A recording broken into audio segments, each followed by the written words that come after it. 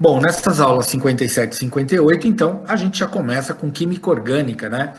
Quando a gente fala de química, turma, ela pode ser dividida em diversas áreas, né? A gente tem a química inorgânica, que foi praticamente o que nós estudamos até agora no ensino médio, né? Primeiro ano, segundo ano, e até agora há pouco PH, a gente estava estudando só química inorgânica.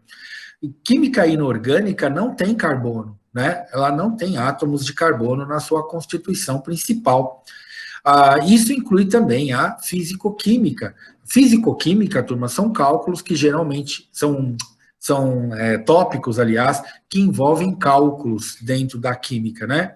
Então, a gente tem lá os cálculos de fisicoquímica. Quando a gente estudou, por exemplo, o estudo de gases, né, PVNRT, cálculo estequiométrico, isso faz um pouco parte de fisicoquímica. Também não tem carbono. Agora, a química orgânica, a gente fala que é a química dos compostos de carbono. Além dessas áreas que a gente estuda, né, a gente estuda também a química analítica, que é a química de laboratório, né? Os experimentos que a gente geralmente faz no laboratório estão relacionados com química analítica. E tem também, turma, a bioquímica e a biotecnologia. Essas duas áreas, elas estão, sim, ligadas à química orgânica, tá?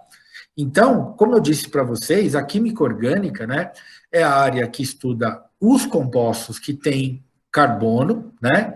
E esse termo, turma, ele foi cunhado mais ou menos, né, em 1770, né? Que esse sueco, ele meio que definiu substâncias orgânicas e inorgânicas.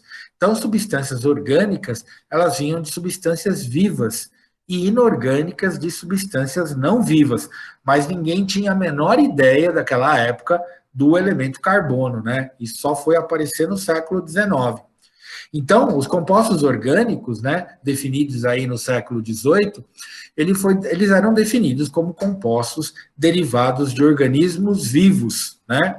E os compostos inorgânicos, eles vinham de fontes não vivas, então pedra, areia, né? Rochas em geral, o próprio ar atmosférico, tudo isso eram compostos inorgânicos. Os compostos orgânicos, então, até né, nessa época, eram tidos como os compostos derivados de animais e vegetais, e os inorgânicos, em geral, dos minerais. Né? Isso fez com que alguns pesquisadores, alguns cientistas da época, né, falassem que as substâncias orgânicas, então, elas tinham uma força vital, né? E que era uma classe de substâncias, né? Que eram separadas do resto de toda a química que se conhecia, porque elas tinham lá uma origem divina, né? Foram criadas por um criador, né?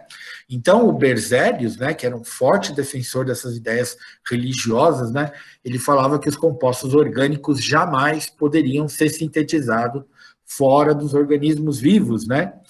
Até que surgiu o Friedrich Wöhler, né, que era um alemão, 1828, ele fez uma síntese, né? Ele sintetizou a ureia, que era presente na urina, que é presente na urina, né? Com todo aquele cheirinho característico. Aí todo mundo falou, pô, se o Wöhler conseguiu fazer isso, então a gente pode conseguir fazer para mais substâncias, né? Então essa teoria do Berzelius, que vinha aí de uma força vital, foi colocada na lona, tá? E aí o Berzelius, né, aquela teoria dele foi substituída, né? A teoria do Berzelius foi substituída pela ciência do Wöhler, né, que provou, então, que esses materiais poderiam ser sintetizados. E logo depois que o Wöhler sintetizou a ureia da urina, né, o Berthelot, ele sintetizou o acetileno, né, que é um gás que é utilizado até como gás combustível, né, e ele fez, turma, uma polimerização. A polimerização é o pai dos plásticos, né? Os polímeros que a gente fala, né? Então, o Berthelot, ele é considerado aí um dos criadores da química dos plásticos, né? E logo depois, turma, em 57, né, ainda no século XIX, o Kekulé, que era se não me engano, ele era alemão também, ele definiu a química orgânica como a química dos compostos de carbono. Foi ele que caracterizou todas essas substâncias que vinham de animais e vegetais, né, como substâncias que tinham o carbono como elemento principal, tá? E hoje, quando a gente conhece, né, a gente vê os compostos orgânicos, a gente vê que eles têm uma estrutura totalmente diferente do que a gente tinha até agora, que a gente estava estudando os compostos inorgânicos, né? Os compostos orgânicos, a gente tem uma maneira estrutural de demonstrá-los, né? Porque o carbono, quando ele faz as ligações, ele tem uma geometria definida, né? O carbono, quando ele faz as ligações no espaço, ele as faz com uma geometria adequada. Então, na química orgânica, ela vai ter as funções orgânicas, né? A gente conhece, turma, essas funções orgânicas como hidrocarbonetos. Então, compostos orgânicos, né? A gente pode defini-los como hidrocarbonetos. O que são hidrocarbonetos?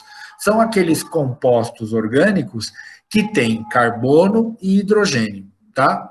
Onde que a gente acha hidrocarboneto? Petróleo, tá? O petróleo, turma, é um sopão de hidrocarbonetos. A gente tem uma quantidade enorme de compostos orgânicos dentro do petróleo, né? Ele é uma mistura, né? Uma mistura homogênea, mas a gente tem ali uma sopa de hidrocarbonetos, que são compostos que só têm carbono e hidrogênio. Além disso, turma, a gente pode ter funções orgânicas ou compostos orgânicos que são oxigenados. Então, além de carbono e hidrogênio, esses compostos orgânicos vão ter oxigênio também, tá? Que compostos são esses? São os álcoois, enóis, né? Os fenóis, os éteres, que vem o éter, né? Aldeídos, cetonas, os ácidos carboxílicos, que a gente já tem uma referência. O ácido acético, por exemplo, é um ácido carboxílico, é um ácido orgânico. Depois tem os ésteres, sais de ácidos carboxílicos e uma infinidade aí de funções que nós vamos estudar, né? Então, ao longo aí das próximas semanas, a gente vai estudar essas funções orgânicas, principalmente os hidrocarbonetos, que a gente vai estudar petróleo, e a gente vai estudar também as funções oxigenadas. Outra coisa que nós vamos estudar são as funções nitrogenadas, as aminas, né? Não são as minas, são as aminas. A gente vai estudar as amidas, tá? E no menor grau aí tem as imidas, né? As iminas, tem os nitrilos, os isonitrilos e os nitrocompostos. A gente poderia ficar, turma, uns 10 anos estudando compostos orgânicos, porque tem uma infinidade de classificações. Mas, como a gente tem que estudar aí para vestibular, né, mais para o meio acadêmico, que é mais importante, a gente vai estudar as funções mais promissoras aí, principalmente para o vestibular, tá? E que são mais comuns da gente estudar no meio acadêmico mesmo. Então, a gente pode definir os compostos orgânicos como três classes. Primeiro, os compostos orgânicos são os hidrocarbonetos, só compostos de carbono e hidrogênio. Os compostos orgânicos são compostos de carbono, hidrogênio e oxigênio, e aqueles que são compostos por carbono, hidrogênio e nitrogênio. Então, três grandes classes de compostos orgânicos, tá? E para a gente poder, deixa eu ver se tem alguma pergunta aqui, que eu vi um barulhinho. Ah, Isabelle Dantas querendo entrar. Beleza. Isso aqui é segundo ano, não. E antes, turma, da gente começar a estudar os compostos orgânicos, né? Quando a gente tem uma estrutura orgânica como essa, né? Veja, turma, a primeira coisa que você bate o olho, você fala assim, caramba, como que tem carbono, né? O carbono também é o tijolinho, ele é o esqueleto, ele faz parte da estrutura dos compostos orgânicos, tá? Então, à primeira vista, né, quando a gente vê um composto orgânico, a primeira coisa que a gente tem que saber fazer é classificar os carbonos desses compostos orgânicos. Então, por exemplo, esse carbono aqui, ó, que eu estou marcando com o cursor, ele está ligado em um único carbono. Então, esse carbono aqui, eu vou chamá-lo de carbono primário, tá? Carbono primário é aquele carbono que está ligado a um único carbono. Então, esse carbono da ponta, ele é primário, esse carbono aqui é primário, está ligado num único carbono.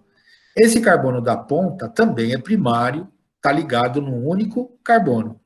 E esse carbono aqui, ele também é primário, porque ele está ligado num único carbono. Aí você fala, poxa, mas e esse hidrogênio que está aqui?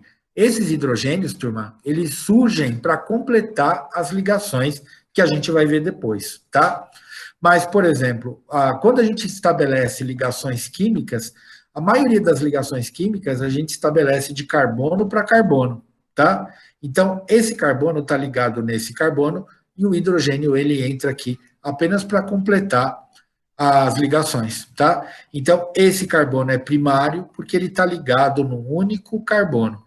Esse carbono aqui, turma, ele é terciário porque ele está ligado em um, em dois, em três carbonos, tá?